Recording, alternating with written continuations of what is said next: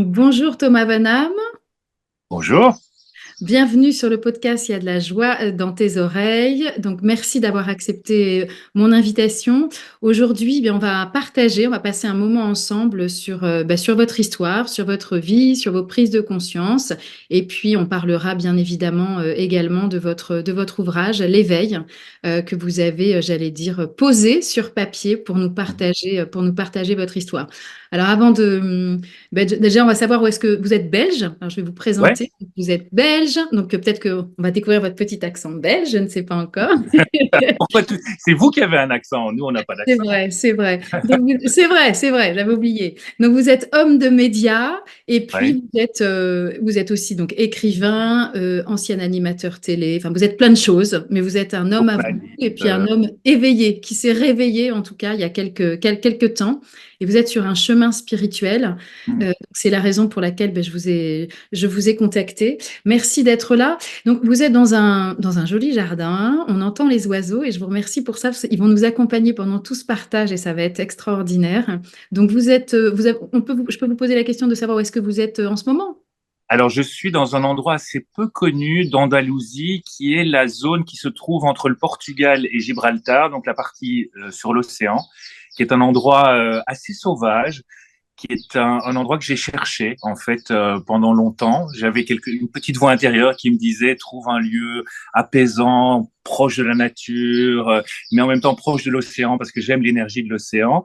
Et j'ai cheminé avec un van un jour. J'ai descendu toutes les côtes du Portugal notamment pour chercher cet endroit. Et puis je suis arrivé ici où a eu lieu la bataille de Trafalgar. Peu de gens le savent. Et il y a une énergie très particulière ici qui réunit tous des gens qui sont sur ce chemin. C'est assez étonnant parce qu'on croise quantité de gens qui sont justement en réflexion, voilà, en train de changer quelque chose dans leur vie. Et c'est vrai que cette connexion ici et cette énergie très particulière aide à ça. On parle souvent de vortex énergétique. J'ai un peu l'impression que c'est ça ici. En tout cas, moi, c'est cette chose-là qui m'a attiré ici. En tout cas, vous y êtes bien. Oui, à très bien, oui. Vous êtes apaisé et Mm. vous êtes en train de vous ressourcer. Ça fait du bien de vous entendre et d'entendre les oiseaux, la nature. Alors, dans votre chemin justement spirituel de Mm. là où vous êtes aujourd'hui, si on peut, alors on va pas tout évoquer bien sûr, mais par rapport à là où vous en êtes aujourd'hui, qu'est-ce que vous auriez envie de nous partager sur les événements, j'allais dire, d'éveil, de prise de conscience en tout cas qui vous sont arrivés ces dernières années? Alors c'est un long chemin, c'est toujours un long chemin et c'est un chemin qui ne se termine jamais. Déjà me présenter comme quelqu'un d'éveillé, je suis pas Gandhi, je suis pas Bouddha, je suis comme tout le monde sur un chemin où on se prend parfois des murs, où on apprend en fait au fur et à mesure, on retombe dans l'ego.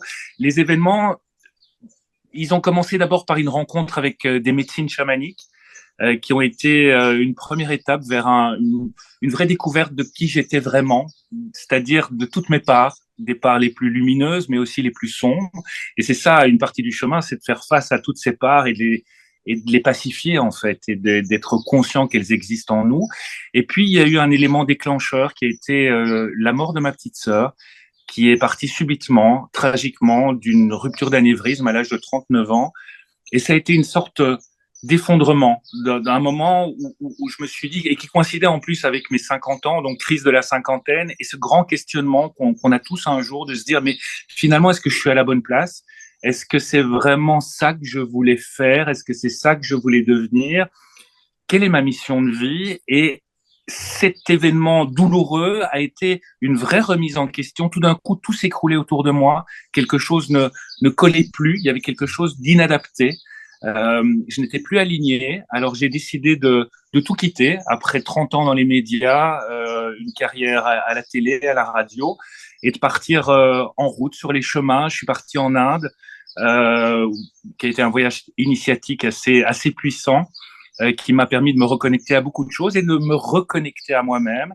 Et puis j'ai quitté beaucoup de choses dans ma vie parce que c'est ça aussi le chemin d'éveil, c'est de dire adieu à beaucoup de choses qui ne collent plus finalement à la nouvelle personne qu'on est devenue. Et je me suis installé ici au milieu de la nature et où je profite et puis je voyage aussi. Enfin voilà, je fais beaucoup de choses.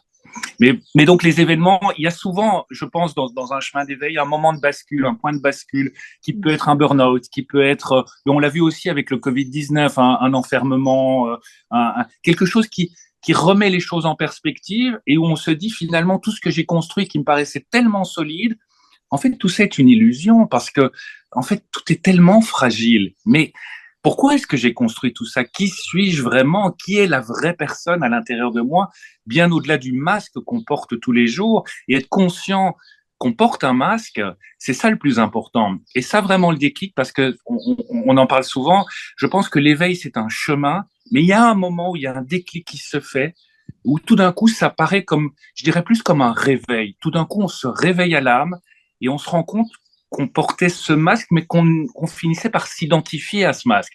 Et c'est très bien de porter on porte tous un masque dans la vie, mais ce qui est important, c'est un moment d'être conscient qu'on porte ce masque et d'avoir du recul par rapport à celui-là, par rapport à ce rôle qu'on joue dans la vie. Et voilà, et le chemin a continué et continue tous les jours parce qu'on apprend tous les jours sur ce chemin d'éveil. Moi, je voudrais revenir sur des petits points que vous nous Oui, avez distillés. Alors, je peux être un peu impertinente ou pas forcément très sympathique. Si ça vous plaît c'est pas, vous très me bien. dites, hein. Vous parlez de vos parts d'ombre. Alors, on en a toutes, Ouais. hein. On en a tous, pardon.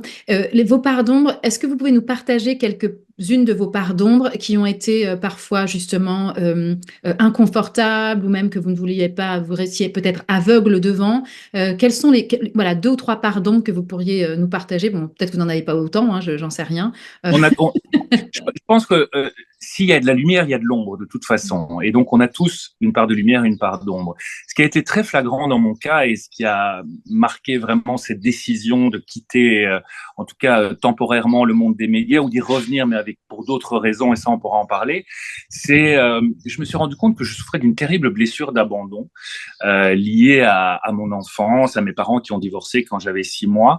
Et la blessure d'abandon, elle se caractérise par quelqu'un qui finalement ne s'aime pas tellement, mais a besoin tellement d'avoir autour de soi des gens qui le mettent au pinacle, qui l'encensent, qui essayent voilà, on cherche à attirer les compliments parce qu'on en a besoin pour se nourrir. Sauf moi, je me suis rendu compte qu'en fait, c'était pas une solution en fait. C'est une quête sans fin. C'est comme une blessure ouverte et les compliments ont beau arriver, les applaudissements ont beau arriver, ben, ils s'en vont directement et on n'en a jamais assez. Et puis dès qu'une critique arrive, on la prend super mal alors qu'on a eu 100 critiques hyper positives. Et donc cette blessure d'abandon que je portais me poussait à aller toujours plus loin dans ma carrière médiatique et être de plus en plus exposé au point de me retrouver complètement enfermé dans une prison dorée qui est celle de la notoriété, qui est très chouette aussi par ailleurs et qui me permet aujourd'hui de développer d'autres choses, mais qui m'enfermait dans un personnage et avec les années qui avançaient,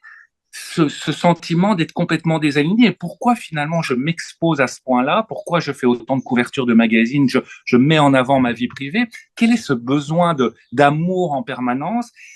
Et j'ai compris que cette part d'ombre en moi, cette blessure d'abandon, je n'allais pas la soigner grâce à l'extérieur, mais j'allais la soigner grâce à l'intérieur et comprendre déjà mettre de la lumière sur cette blessure, déjà comprendre qu'on agit pour cette raison. Et à partir de ce moment-là, eh bien, on peut prendre du recul par rapport à cette blessure, se rendre compte quand on retombe dans ce besoin de confirmation, ce besoin d'approbation, et puis petit à petit, ne plus en avoir besoin, parce qu'on est conscient de cette part-là, on a fait la paix avec elle, elle peut, elle peut ressurgir, mais on la voit ressurgir et on peut agir de façon différente. C'est un exemple parmi d'autres. Hmm. Et donc de prendre conscience de cette part de vous, ça vous Mmh. a permis de... Donc vous parlez de chamanisme aussi un petit peu, vous nous en dites un Oui. petit peu plus sur le chamanisme, votre expérience, vous êtes parti à l'étranger, vous êtes parti où déjà? Et puis, qu'est-ce qui s'est passé? Alors, est-ce que vous savez que alors, le chamanisme, c'était l'ayahuasca. Je ne sais pas si tout le monde connaît l'ayahuasca, qui est une médecine millénaire utilisée par les chamans d'Amérique du Sud, en Amazonie, essentiellement au Pérou, au Brésil. C'est une, euh, c'est une substance psychédélique qu'on prend évidemment encadrée lors d'une cérémonie avec un chaman qui va travailler avec les esprits. Et cette plante, qui est un mélange d'une liane et d'une plante de la forêt amazonienne, permet vraiment, c'est ce qu'on appelle une substance antéogène, elle permet de passer la barrière de l'inconscient pour aller profondément rechercher de vieux traumas, de vieilles parts sombres qu'on a bien enterrées sous une grosse couche et de les faire ressortir et clairement de les purger, que ce soit alors purger, c'est clairement, hein, on vomit, on transpire, on pleure, il faut que ça sorte quelque part, on peut crier. C'est pas du tout une partie de plaisir, un face à face avec soi-même qui peut être parfois très difficile, très douloureux, mais ça a été pour moi une grande découverte et ça a été un peu comme les couches d'un oignon qu'on pèle parce qu'on fait une cérémonie d'ayahuasca, on découvre certaines choses qui amènent à découvrir d'autres choses. Maintenant, je n'en fais plus parce que j'ai l'impression d'être arrivé au bout. Et ces cérémonies, figurez-vous, alors que c'est illégal chez nous, il faut le dire, hein, je les ai faites en Belgique et en Hollande, et notamment en Hollande à une époque où je passais par ce qu'on appelle une église syncrétique. C'est une église qui a fait le lien entre les traditions chamaniques et les traditions apportées par les colons à l'époque, les Espagnols, en Amérique du Sud.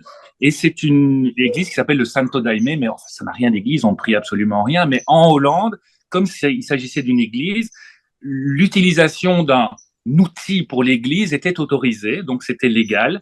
Et j'ai fait ça avec des chamans absolument délicieux, on était magnifiquement entourés. Donc je tiens à le dire, pour ceux que ça attire, il faut vraiment pas s'en remettre à n'importe qui. Il faut savoir à qui on a affaire. Et puis on peut aller aussi le faire en Amazonie, mais ça, j'ai pas encore eu l'occasion de le faire. Mais je l'ai fait en Europe, oui. Alors, c'est important de rappeler que c'est illégal, en tout cas Voilà. en Belgique, en France, en tout cas, ça c'est une certitude. Et puis en même temps, c'est intéressant pour revenir sur ce que ça vous a apporté, c'est-à-dire ça vous a permis d'aller dans un endroit, dans un espace en toute sécurité avec un homme médecine. Alors les chamans en Amazonie s'appellent des hommes et des femmes médecine plutôt, et qui vont vous apporter une sécurité intérieure pour pouvoir aller chercher j'allais dire, ce qui est comment on pourra, en tout cas, ce qui a besoin de sortir et qui a besoin d'être travaillé, d'être traversé, transformé. On peut parler de transformation intérieure, c'est Exactement. l'objectif de C'est une transformation. Oui, et au-delà de la transformation, il y a cette part-là, il y a cette part de transformation, de travail personnel qu'on fait avec cette plante. Mais il y a aussi tout d'un coup ce qui était nouveau pour moi qui viens d'un milieu totalement laïque où la spiritualité était totalement ignorée. C'est à travers ces médecines, c'est un moment de se reconnecter à quelque chose de plus grand. D'ailleurs, les chamans travaillent avec les esprits de la nature, et font intervenir les esprits de la nature. Et c'est très intéressant parce que quand on travaille avec cette plante, qu'on finit par appeler la madre et la mère ou la grand-mère, parce qu'on a presque un dialogue avec elle. C'est totalement étonnant.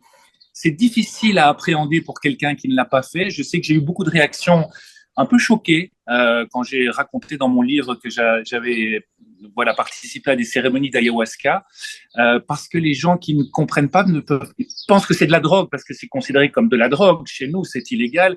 Mais c'est intéressant de se rendre compte que de plus en plus de scientifiques s'y intéressent. Je conseille les livres en français d'Olivier Chambon, qui est une référence en la matière et qui explique bien la différence entre les drogues et les psychédéliques, et à quel point les psychédéliques peuvent amener à cet état d'éveil de conscience, en tout cas cette recherche intérieure vraiment puissante et très intéressante. Pour moi, on est à milieu d'une drogue comme la cocaïne qui fait ressortir les choses les plus sombres chez les gens, l'arrogance, l'égoïsme. On est dans quelque chose de pure lumière, de partage et d'humain, et c'est absolument magnifique. Alors peut-être que je peux préciser quand même que l'ayahuasca, c'est une plante, donc c'est naturel. Vraiment, c'est naturel. Ça vient ça vient de la nature. Il n'y a pas d'artifice dedans. La cocaïne, ça vient de la nature aussi. Mais la cocaïne est quand même plus chimique, quand même. Il y a plus de trucs. On rajoute des trucs dedans, mais voilà. On rajoute des trucs dedans, quand même. Parce que sinon, si vous avez, je ne sais pas si vous avez déjà été au Pérou, vous savez, quand on arrive à Cusco ou dans la montagne, on chique de la coca. Mais la coca est illégale en France, mais là-bas, pour arriver à vivre avec les différentes altitudes, la coca, tout le monde le chic. Et pour le coup, je l'ai expérimenté et c'est indispensable pour pouvoir être bien, ne pas être déstabilisé. Sinon, on a vraiment des vertiges pendant un certain nombre d'heures. Donc, mais vous verrez, je suis sûre que vous allez y aller, donc vous nous raconterez à ce moment-là. Oui, absolument. C'est prévu d'ailleurs, c'est prévu l'an prochain, un petit séjour en Amazonie. Alors pour revenir sur, donc on a parlé de vos parts d'ombre, de votre expérience du chamanisme, donc vous avez vécu dans la laïcité. Qu'est-ce qui fait qu'à un Mm. moment donné, vous avez pu être, j'allais dire appelé ou réveillé, ou qu'est-ce qui s'est passé en vous pour être attiré par justement plus grand que soi? Est-ce que vous avez été happé par l'extérieur, ça vous est tombé dessus, ou au contraire, vous aviez une quête peut-être de petit garçon déjà depuis tout jeune, vers quelque chose de plus grand? Ah non, j'étais pas du tout ouvert à ça avant, pas du tout. Et c'est vraiment, et je le raconte dans mon livre L'éveil, c'est vraiment cette rencontre avec la plante, avec l'ayahuasca, et donc avec les esprits et le commencement d'une quête spirituelle.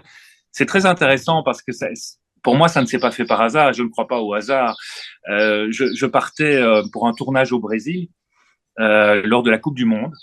C'était il y a une dizaine d'années, donc très sympa. Hein, j'avais plutôt un chouette boulot, mais j'étais complètement dans l'ego, dans mon personnage. Et puis je croise totalement par hasard parce qu'en fait j'étais censé voyager en éco et à deux reprises la compagnie aérienne me fait une offre pour me surclasser en business, mais vraiment une offre très intéressante que je pouvais quasiment pas refuser. Et je me retrouve dans un avion entre Bruxelles et Madrid. Il y avait escale à Madrid avant de partir pour le Brésil. Je me retrouve dans une petite classe business comme on voit sur les vols européens, alors que l'arrière de l'avion était complètement bondé. Il n'y avait personne dans cette petite classe business. Et puis tout d'un coup déboule une femme qui s'assied mais juste à côté de moi, alors que cette classe business était complètement libre. Et cette femme, je la connaissais de relations mondaines en Belgique. Puis je la vois habillée un peu en genre trekking, enfin genre aventurière. Et elle me raconte qu'elle part au Pérou et qu'elle part faire des cérémonies d'ayahuasca. Je la crois à demi cinglée, évidemment. Je me dis, mais elle est complètement folle, elle va prendre de la drogue en Amazonie. Et puis elle me dit, mais tu sais, j'ai une amie qui va organiser des cérémonies avec un très bon chaman en Belgique et je serais ravi que tu viennes.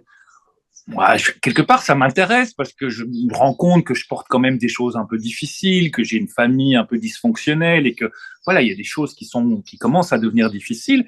En même temps, je me dis qu'elle est à moitié folle et que je vais pas me lancer là-dedans, mais il y a quelque chose qui m'attire et l'idée de prendre une espèce de petite pilule magique comme ça pour régler tous mes problèmes, je me dis c'est pas mal.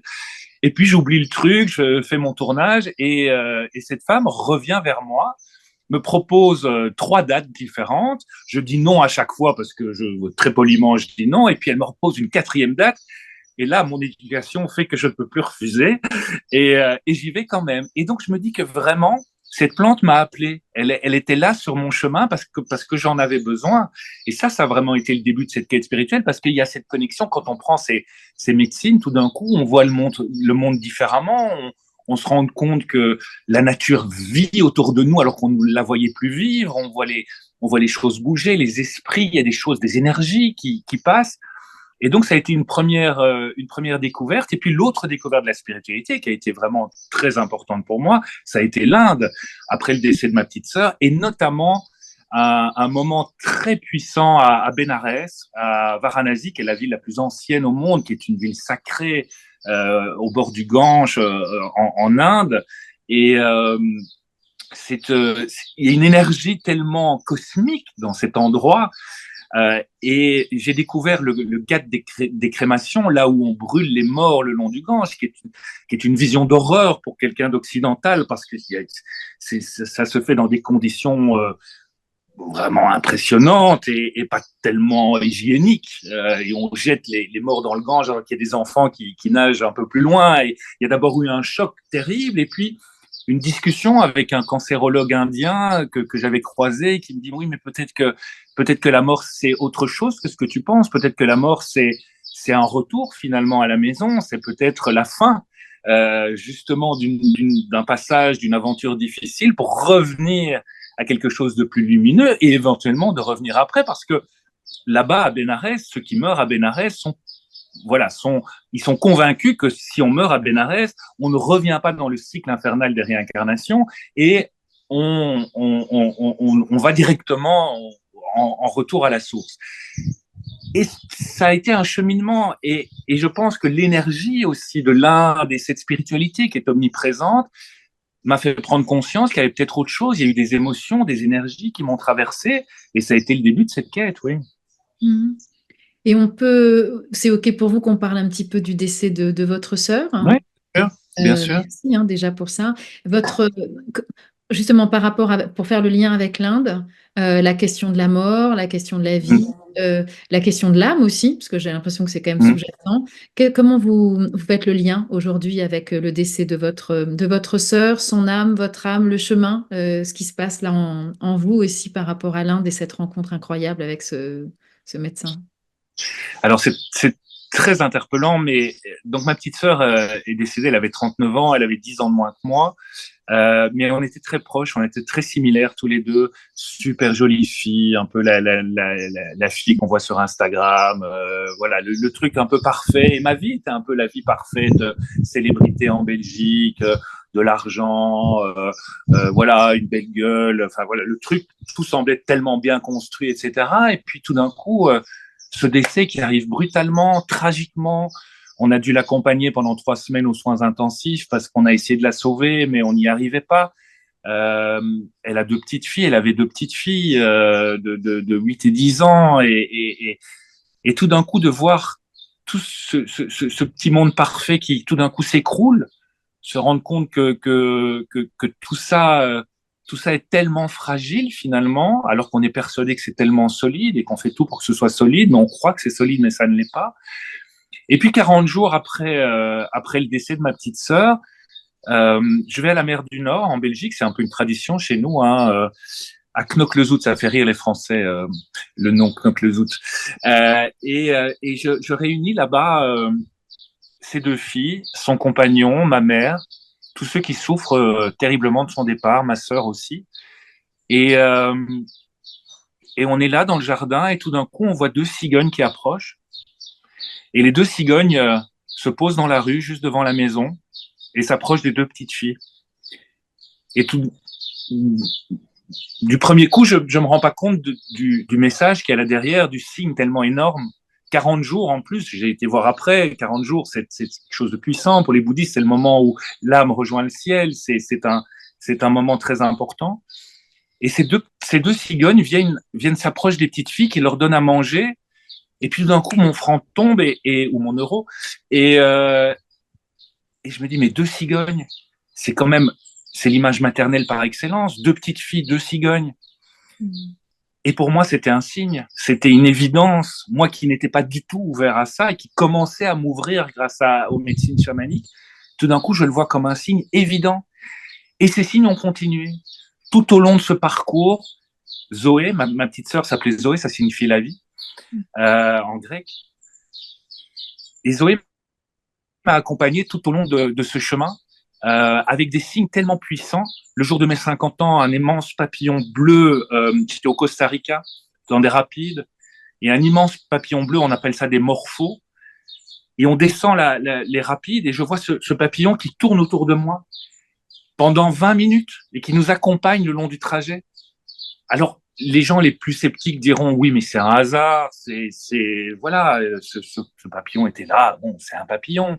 Moi, je l'ai perçu, je l'ai ressenti comme un message de sa part. Et puis tout au long de ce chemin qui m'a amené ici jusqu'en Espagne aussi, elle était là, en Inde, elle était là. Et puis j'arrive dans cet endroit où je me sens tellement aligné. Et figurez-vous que cet endroit s'appelle Zahora. Zahora avec un Z comme Zoé et Aora qui signifie l'instant présent. Mm. Alors on en prend on prend ce qu'on veut là-dedans. Mais pour moi, c'est une évidence et ça m'a réchauffé le cœur. Et après, en discutant avec beaucoup de gens, on se rend compte que des messages comme ça, on en a tous les jours. Et quand on s'ouvre et quand on ouvre le cœur à ce qu'on appelle ces synchronicités, ces messages qui nous viennent d'un au-delà, je n'en sais rien, d'une énergie, de la source, eh bien, en fait, c'est merveilleux parce qu'on est guidé et qu'on se rend compte qu'on a des guides. Et Zoé a été un de mes guides. Elle est un peu moins présente ces derniers temps, mais je pense parce qu'elle se rend compte peut-être que ça va, je suis peut-être sur le bon chemin. Ouais, surtout que vous avez des ressources maintenant. Enfin, en tout cas, vous entendez les messages, vous êtes plus ouvert, le cœur est ouvert. En tout cas, c'est ce que vous nous partagez. Et par rapport je reviens sur ma question sur la mort.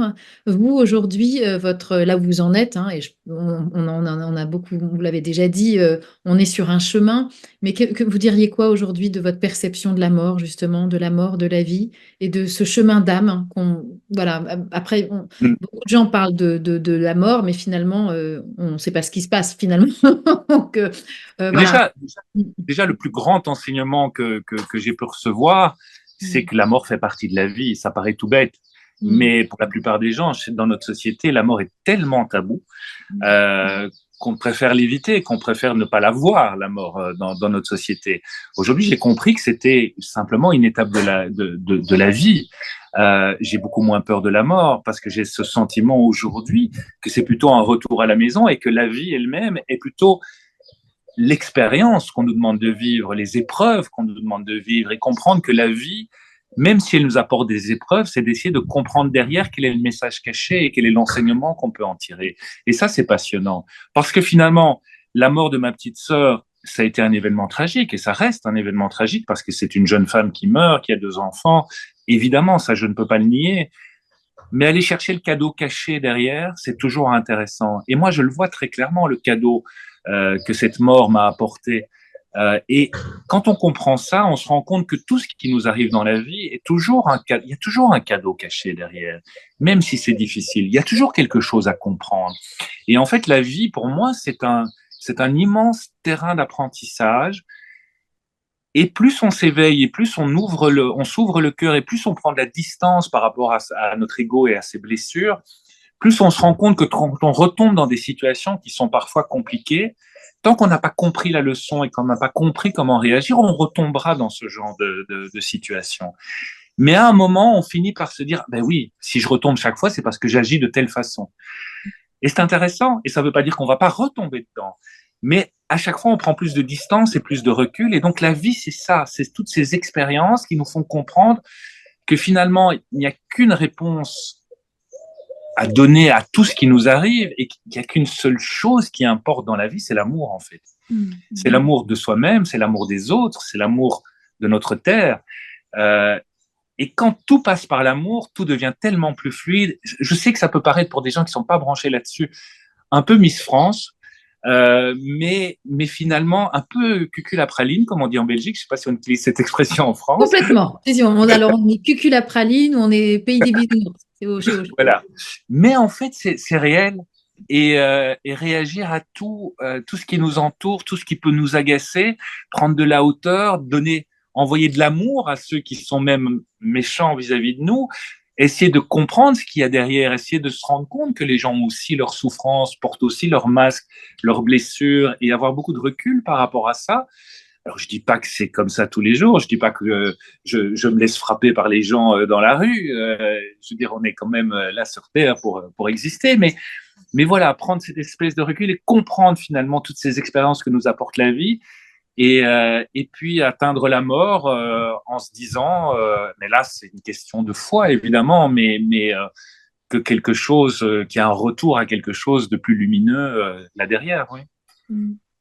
Alors, vous nous parliez de l'Inde tout à l'heure, donc ce voyage à Bénarès, et puis il y a eu la découverte de centres de méditation d'Osho.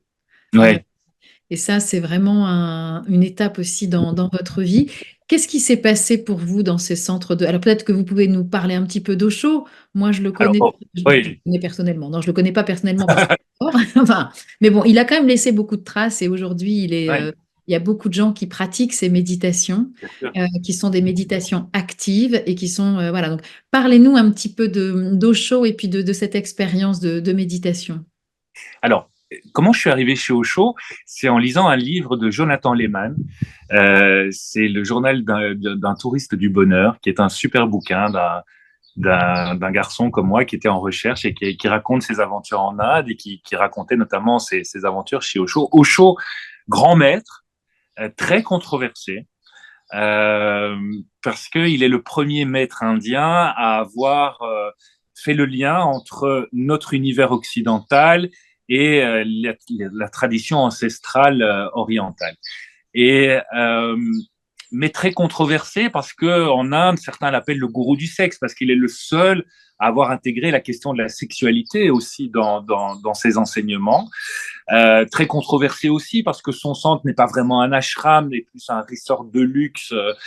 Mais là derrière, il y a quand même des enseignements magnifiques. Et moi, j'ai découvert notamment les méditations actives, qui sont un moyen extraordinaire. Moi qui n'étais pas du tout dans la méditation, parce que c'est compliqué pour quelqu'un qui n'est pas dans la méditation de s'asseoir en tailleur et on lui dit maintenant tu fais le vide en toi et tu vas rechercher cette part que tu as au fond de toi, facile, avec toutes les pensées qui viennent et tout, nous qui sommes dans un mental surchargé dans notre monde occidental. Et j'ai découvert ces méditations actives qui sont en fait des méditations qui passent par le mouvement. Il y en a plein, hein. Il y en a plein de différentes qui passent par la danse, qui passent par des mouvements, une sorte de chorégraphie ou tourner sur soi-même, qui sont en fait autant de techniques qui permettent de vider le mental, comme quand on jardine, comme quand on cuisine, et qui permettent finalement de rentrer plus facilement dans cet état méditatif, puisque c'est ça, il faut à un moment lâcher cette petite voix intérieure là dans la tête là en permanence pour se recentrer et revenir vraiment dans l'instant présent. Et ces méditations m'ont vraiment permis d'accéder à l'éveil, mais ça a été ces méditations, l'éveil, on peut y accéder de plein de manières différentes. Et j'ai tellement été séduit par cette technique que je trouve tellement facile que j'ai suivi une formation. Et ça m'arrive quand je reviens en Belgique de donner des cours. Et c'est un vrai plaisir de partager, de rencontrer d'autres gens qui sont aussi sur ce chemin, qui sont aussi en recherche, et de les aider à travers ces techniques assez simples, assez grand public, à rentrer justement dans cet état de paix intérieure. Et alors aujourd'hui, la méditation, ça vous apporte quoi dans le retour à soi? Parce que c'est intéressant on parle beaucoup de méditation aujourd'hui quand même en Europe, hein. Il y a beaucoup, en tout cas en France, il y a beaucoup de personnes qui pratiquent ou en tout cas qui aspirent à pratiquer. Et on est tous un petit peu dans cet état d'esprit de comment quitter ce fameux mental parce qu'on a notre liste de courses et notre to-do list.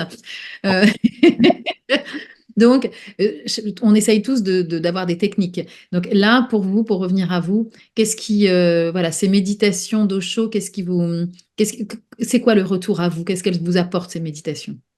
C'est un moment faire le vide en soi, faire le vide. En fait, on se rend même pas compte. On est tous comme des fous qui parlons tout seuls dans la rue. On imagine ces fous qui parlent tout seuls là. Mais en fait, on fait la même chose. Simplement, on se parle dans la tête là. Et on se rend même plus compte qu'on a une espèce de dialogue permanent de ce petit personnage là qui est l'ego, qui est là en train de nous donner des injonctions en permanence. Parce que l'ego, il est là pour notre survie. Il est là pour... et heureusement qu'il est là. Heureusement qu'on a un ego. Mais quand on finit par s'identifier à cet ego, ne pas comprendre que c'est quelque chose de différent de soi, qu'il y a quelque chose d'encore plus puissant à l'intérieur, eh bien, on vit le martyr parce qu'on est notre propre bourreau. C'est-à-dire que cet ego, il est dans la peur de manquer en permanence. Il est dans le jugement en permanence de soi-même. Et c'est une petite voix insupportable qui est là dans la tête en train de nous dire « Oui, mais tu fais pas ça assez bien. Oui, mais t'en es pas capable. Oui, mais t'as pas assez de ça. T'as pas assez d'amour. T'as pas assez d'argent. T'as pas assez de reconnaissance. » Et quand on comprend, grâce à la méditation, que ce petit personnage qu'on a là, c'est une part de nous, mais c'est pas nous réellement. C'est juste ce mode survie qui est là. Eh bien, quand on arrive à écarter ce petit personnage, à lui dire, mais maintenant tais-toi, hein, je vais me poser, je vais prendre du temps pour moi, eh bien, on se reconnecte vraiment à ce petit personnage qui est quoi? Qui est en fait notre âme d'enfant, qui est nous quand on était avant l'âge de 5, 6 ans, avant l'âge des premiers conditionnements, qui ont fait ce qu'on est devenu, parce qu'on se rend même pas compte que ce qu'on est devenu, finalement, c'est pas nous qui l'avons choisi, mais c'est la famille dans laquelle on est né, la société dans laquelle on a vécu, les blessures qu'on a portées, qui ont créé un personnage qui en fait a été demandé par d'autres, mais qui n'est pas vraiment nous. Et quand on arrive à comprendre ça et à se reconnecter vraiment avec cette part presque enfantine, c'est notre âme en fait, euh, on se reconnecte à des désirs qui sont vraiment les plus profonds en nous, qui passent par la joie souvent, qui passent par... c'est quelque chose d'assez joyeux, hein, la méditation et la spiritualité, c'est pas quelque chose de triste, c'est plutôt quelque chose de joyeux. Et quand on se reconnecte à ça, c'est juste merveilleux parce qu'on s'écoute vraiment, on écoute son âme. Mais la méditation, moi, ce que j'ai envie de dire, parce que je sais que beaucoup de gens souffrent de ça, ont du mal à rentrer en méditation, et je le vois dans les cours que je peux donner. Il y a des gens qui reviennent vers moi qui me disent oh, j'y suis pas arrivé parce que hein. Et là c'est de nouveau l'ego hein, qui dit parce que j'ai pas fait bien, j'ai pas fait comme il fallait, etc.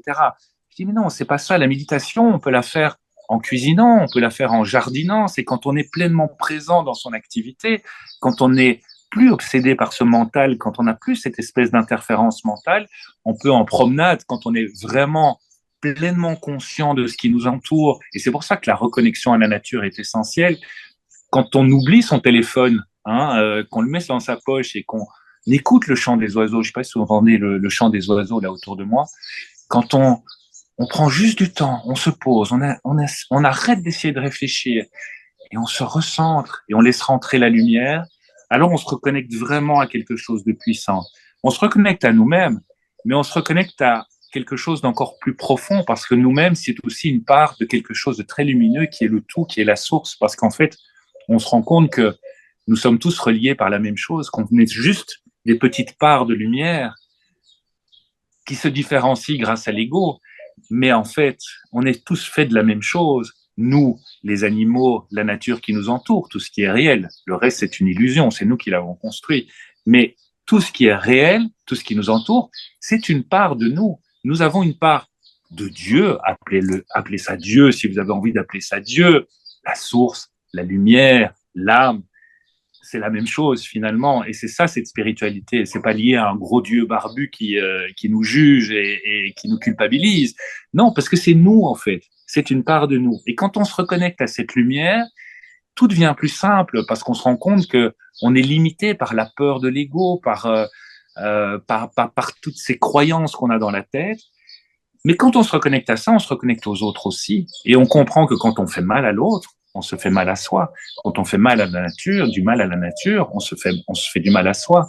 Et en fait, tout change. Le point de vue sur le monde change complètement. Mmh. Est-ce que c'est une bonne définition? Alors moi, j'ai beaucoup aimé. Alors, c'est J'ai beaucoup formidable. aimé et puis j'ai envie de vous dire et de vous partager, j'ai senti quand vous étiez en train de descendre que je descendais avec vous et je pense que Ah, les bien. auditeurs et les spectateurs vont sentir qu'on descend et qu'on est dans un endroit effectivement où on est un. On est à la fois dans notre singulier, dans notre collectif, hein. Il y a quelque chose ici de très, j'allais dire de charnel dans le sens où on le sent dans le corps, quoi. Vraiment, c'est de ressentir dans son corps cette union qu'on peut avoir les uns avec les autres. Alors, et puis il y a de la joie aussi beaucoup, donc on sent que vous avez beaucoup, beaucoup de joie j'allais dire, c'est merveilleux dans le sens, c'est agréable, voilà, de savoir qu'on peut ressortir, quoi, quels que soient les traumas, quelles que soient les découvertes de nos parts d'ombre et puis de ce qu'on est en train de tous de traverser, chacun à notre, voilà, à notre niveau, par rapport à notre âge, notre expérience, etc., qu'il y a une porte en nous, une porte de sortie ou une porte d'entrée, mais en tout cas, elle fait les deux finalement, elle fait le lien, elle fait entrée et sortie, et ça, c'est beau à entendre. Je reviens sur votre livre. Dans votre livre, vous nous partagez aussi, avec tout ce chemin que vous avez parcouru, voilà, que vous avez découvert des choses de votre vie qui n'ont pas été forcément, enfin, un traumatisme en particulier qui n'a pas du tout été enfin, agréable, hein, j'allais dire même extrêmement traumatisant. Qu'est-ce que vous pourriez nous dire de justement, avec cet éveil, avec ce parcours que vous avez eu, ce livre, qui est une sorte d'accouchement, en tout cas, moi, je verrais plutôt comme ça. Comment aujourd'hui vous pouvez aborder ce sujet avec beaucoup j'allais dire peut-être de plus de sérénité et puis d'amour, quelque part? Alors, j'ai découvert en prenant de l'ayahuasca, en participant à des cérémonies. Ça n'a pas été découvert tout de suite, hein. Je parlais de couche d'oignon tout à l'heure. Et j'ai compris beaucoup de choses en découvrant ça. J'ai compris que j'avais été abusé quand j'avais 13 ans par un ami de la famille et que je gardais en tête des petits morceaux de cet épisode, mais pas le moment crucial parce que je l'avais complètement occulté. Et puis c'est revenu avec les cérémonies, c'est sorti de moi, ça a été profondément douloureux. Ça expliquait tellement de choses sur le manque de confiance que je pouvais avoir en moi, sur ce manque d'amour que je me portais, parce que c'est souvent la conséquence de gens qui ont été abusés. Et on se rend compte que, parce que j'ai été voir des chiffres après, que un enfant sur 5 en Europe est abusé, que la moitié vivra une amnésie traumatique, parce que ça, c'est une question de survie. Mais en revivant ça, ça a été d'abord quelque chose de pas évident à revivre, évidemment. Mais j'ai compris que la seule solution pour s'en sortir passait par le pardon. C'est pas évident, hein. C'est pas une notion évidente à comprendre. Comment peut-on pardonner l'impardonnable? J'ai compris que le pardon passait d'abord par soi-même. Bien sûr, pardonner son agresseur, c'est pas vraiment l'excuser, c'est lui renvoyer sa merde. Ce qui est important, c'est de se pardonner à soi-même. C'est pardonner le petit enfant qui a cru qu'il était coupable. Parce que c'est toujours ça, en fait. Il y a toujours cette notion de culpabilité. Oui, mais si j'avais pas agi de telle façon, peut-être qu'il n'aurait pas agi. Mais peut-être que je l'ai aguiché. Peut-être que je lui ai donné des signes. Ou peut-être que j'ai même pris du plaisir à ce moment-là. Euh, mais en fait, c'était pas juste. Et donc, pardonner à ce petit enfant, c'est quelque part sortir cette colère, sortir cette culpabilité, cette saleté qu'on a en nous, et se dire, ben, je la renvoie. Je la renvoie à celui qui m'a donné et lui pardonner aussi, parce que s'il a fait ça, c'est peut-être qu'il a aussi ses raisons. Ça ne veut pas dire l'excuser. C'est pas une notion facile, mais c'est surtout ne plus porter ça sur ses épaules. Parce que finalement, la colère qu'on peut avoir vis-à-vis de quelqu'un d'autre, euh, en fait, on se fait souffrir soi-même. Le quelqu'un d'autre, quelque part, il n'en a rien à faire de la colère qu'on peut avoir contre lui. Mais c'est nous-mêmes qui portons cette colère, voilà, ce poids sur soi. Et donc le pardon, cette notion du pardon, c'est quelque chose de tellement beau et de tellement puissant. Et c'est vraiment sortir cette chose. Ça ne veut pas dire que cette chose n'a plus existé. Ça veut dire juste que cette chose n'est plus là, elle est là. Elle est là. Elle fait partie aussi de ce que je suis devenu. Elle m'a construit aussi quelque part. Mais elle n'est plus à l'intérieur, elle n'envoie plus ses mauvaises ondes, elle ne me détruit plus de l'intérieur. C'est vraiment extérieur. Je me rends compte d'une chose, c'est assez étonnant, c'est que, parce que quand on change, et ça on pourra en parler, quand on change de vibration, quand on monte en vibration, on attire d'autres personnes à soi et des gens qui sont aussi sur ce chemin alors qu'on les attirait pas du tout avant parce qu'on vibrait pas du tout pareil. Mais je me rends compte que beaucoup de gens qui sont sur ce chemin, pas facile à dire, ont souvent vécu des enfances difficiles. Alors je ne sais pas si c'est lié, est-ce que c'est pour ça qu'une âme s'éveille un moment, parce qu'il a dû affronter justement des traumatismes, des choses difficiles, mais c'est assez constant dans les gens qui sont sur ce chemin, d'avoir des parcours dans des familles dysfonctionnelles, avec des abus. Euh, En même temps, l'abus aujourd'hui dans notre société, il est partout, mais on s'en rend même plus compte. On est dans une société d'abusés et d'abuseurs, que ce soit au travail, que ce soit dans la société, que ce soit dans la famille. L'abus est presque inscrit dans notre façon de fonctionner, sans même s'en rendre compte. Je suis pas certain qu'un type qui harcèle quelqu'un d'autre au bureau se dit lui, en rentrant à la maison qu'il est harceleur. Il pense qu'il a fait des choses bien. Et cet abus qui est permanent. Et donc c'est ça, je pense que cet éveil collectif qu'on est tous en train de vivre depuis le Covid, et ils sont de plus en plus nombreux à nous rejoindre, à être sur ce chemin, ben c'est cette société qui ne va plus et qui à un moment va trop loin, et donc les gens à un moment, ben les âmes se réveillent, quoi. Vraiment, vraiment. Mmh.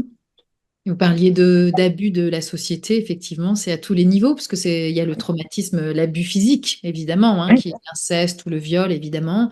Et après, il y a tous les abus aujourd'hui qui sont dénoncés, Mmh. aussi, qui sont les abus psychologiques. Et ça, c'est aussi une autre forme d'abus qui est peut-être insidieuse aussi et plus difficile parfois à déceler parce elle est moins évidente, mais elle peut Mmh. être aussi tout aussi destructrice. En tout cas, il n'y a pas de, il y a pas de, il y a pas de valeur, en tout cas, dans les abus, mais toujours est-il que, effectivement, on est dans une société qui traverse ça, et peut-être qu'il y a quelque chose, comme vous disiez tout à l'heure, moi j'ai bien aimé ce que vous avez dit tout à l'heure, il y a toujours quelque chose à comprendre, Mmh. quelque chose de caché, mais en tout cas toujours quelque chose à comprendre de ce qui est en train de nous arriver. Alors, avec tous ces cette expérience de vie, si je peux me permettre de parler Mmh. ainsi. Aujourd'hui, donc, vous êtes un homme réveillé, on va dire, hein, éveillé, peut-être que c'est un peu, mais Sur, réveillé. sur un chemin en tout cas, Disons que vous avez quand même on va dire que le réveil a sonné et vous l'avez quand même voilà. entendu. Alors, bien entendu. Bien entendu. Euh, et donc voilà, il a réveillé, le réveil a sonné. Vous vous êtes levé, vous avez été en chemin, donc ça c'est en tout cas c'est votre expérience et votre vie. Aujourd'hui donc vous avez ce livre, L'éveil, donc je mettrai évidemment le lien, et puis sur votre site internet aussi. Et aujourd'hui où est-ce que vous en êtes? Donc vous êtes en Espagne, en Andalousie, au bord de l'océan. De quoi vous vous nourrissez aujourd'hui et quels sont vos projets, même si je sais que vous n'allez pas tout nous dire, mais ça c'est le teasing, on va dire. Où est-ce que vous en êtes là aujourd'hui avec tout ça, justement, dans votre Il y a vie, eu parce que vous êtes homme de médias et maintenant ouais. homme océan, j'allais dire, ou homme Oui. éveillé. Et le défi aujourd'hui, c'est de mêler ces deux aspects parce que j'ai pas envie de rejeter ce que j'étais avant. Ça fait partie aussi de mon chemin et de mon histoire, et c'est pas autant en tirer le meilleur et en même temps de me permettre de vivre comme j'ai envie de vivre aujourd'hui. Alors c'est intéressant, les choses se mettent en place petit à petit, des rencontres se font. C'est ça qui est merveilleux quand on s'ouvre à ça, à tout le champ des possibles, quand on est aligné vraiment à ce que son cœur veut. Eh bien, il y a des miracles qui arrivent, des gens qui arrivent au bon moment. Là, je collabore avec un journal qui s'appelle Le Soir en Belgique, qui propose des voyages assez intéressants et j'accompagne ces voyages. Je suis parti en Inde là récemment pour initier des gens à la méditation, à la spiritualité indienne. On va organiser avec eux des retraites de développement personnel avec la méditation, du yoga qu'on fera en Belgique. Ça, c'est très chouette. Il y a le livre avec des conférences qui se font et de plus en plus de gens qui s'y intéressent. C'était le but de mon livre. C'était un vrai questionnement d'ailleurs parce que c'est revenir dans l'ego, évidemment, d'avoir un livre avec sa photo en couverture. Parce qu'évidemment, comme je suis un peu connu en Belgique, ça se vend sur la couverture et sur mon livre, sur ma photo. Mais derrière l'ego, il y a surtout l'envie de partager et d'aider les gens qui sont sur ce chemin à comprendre ce qu'ils traversent, parce qu'un chemin d'éveil, c'est compliqué. Au début, on est un peu perdu, on traverse ce qu'on appelle la nuit noire de l'âme, tout d'un coup, tout s'écroule autour de nous, tout ce qu'on pensait réel et bien construit, finalement se déconstruit. Les amis qu'on avait avant ne correspondent plus à ce qu'on est devenu, donc tout d'un coup, on se retrouve très isolé. Avant que d'autres personnes n'arrivent dans notre vie. Et je pense que c'est important, comme c'est important ce que vous faites aussi, des chaînes comme ça. Moi, j'ai été très nourri de chaînes YouTube et de podcasts dans ce moment où j'ai l'impression de devenir complètement fou. Et donc, j'ai très envie de partager ça en essayant de plus possible de mettre mon ego de côté, même si je joue quand même avec mon image, c'est tout le contraste. Mais tant qu'on en est conscient, tant qu'on est conscient que l'ego est là, c'est important. Donc, ce partage me paraît essentiel. Donc, il y a ces projets-là, il y a plein d'autres idées, et puis peut-être un autre bouquin qui va suivre. Voilà, je me laisse porter. En tout cas, merci infiniment, Thomas, de votre accueil, hein, de ce partage moi, qui m'a mis en joie. Alors déjà, il fait beau Ah, aujourd'hui. Et puis ce partage. Et puis aussi je vais dire votre capacité de prendre du recul et de montrer aussi à d'autres voilà, qu'avec la foi, avec un travail, voilà, d'aller dans les zones inconfortables. C'est pas des moments, voilà, comme vous disiez tout à l'heure, on passe pas par des moments toujours sympathiques, mais une fois qu'on les traverse, au bout du chemin, il y a toujours quelque chose de peut-être de caché, mais qui nous attend. Et il faut avoir, enfin, en tout cas, c'est l'idée. L'idée, c'est de croire qu'il y a quelque chose de mieux qui nous attend et qu'on est tous unis au niveau connecté. énergétique. Quelque part, on est tous les miroirs des uns des autres, hein. On est un petit Oui. peu focalisés. Donc, on aspire tous à ce nouveau monde. En fait, on parlait tout à l'heure de cette société d'abus. C'est parce qu'on a été élevé dans la compétition, dans tu dois être le meilleur, tu dois écraser l'autre. Voilà, on vit dans un monde comme ça, capitaliste. Et je pense que de plus en plus de gens qui sont sur ce chemin d'éveil n'en veulent plus de cette société-là. On veut une société du partage, voilà, de l'amour des autres dans leur singularité, dans ce qu'ils sont, sans le jugement. On est tellement dans une société du jugement, de juger les autres sur leur apparence, sur ce qu'ils peuvent faire. C'est juste être dans l'acceptation, dans l'amour, dans le partage. Et c'est chouette, de plus en plus de gens nous rejoignent sur ce chemin qui est un chemin, effectivement.